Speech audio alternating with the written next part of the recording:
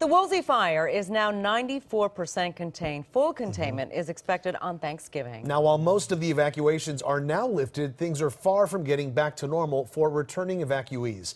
KCAL 9's Armella Aragawi is live in Malibu to show us what's going on there. Armella? Well, we've been told that utility crews have been working from sun up to sundown trying to get people's power back on. And if you've been driving through Malibu today, you'll see those crews out doing the work. But we are expecting some rain in the forecast, and that is expected to slow down their progress. Much of the city of Malibu is still without power nearly 2 weeks after the Woolsey Fire started. The blaze brought down power lines and damaged transmission poles all across the city, leaving more than 5,000 residents in the dark. Without power, forget it, it's horrible. Just making sure you have enough gas in your generator. And for a while there, we couldn't leave Malibu without getting locked out, so we had people were bringing in gas by boats, run it up to the donation center, and then we go get what we could.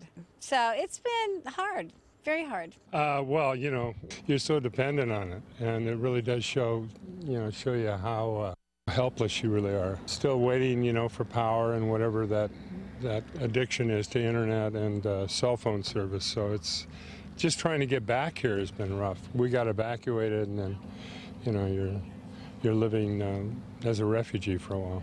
About 1,000 residents east of Pepperdine University lost their power for most of the day. SoCal Edison tells us they weren't impacted by the fire, but transmission poles that send power to that area were damaged.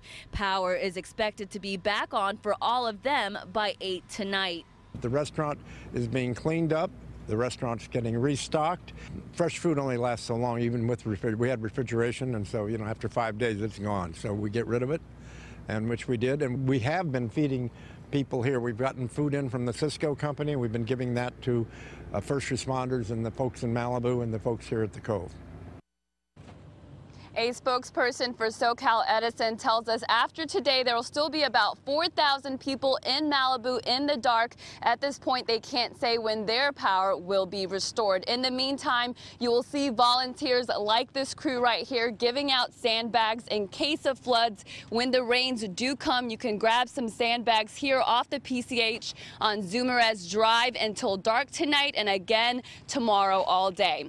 Live in Malibu, Armella Aragawi, KCAL 9 News.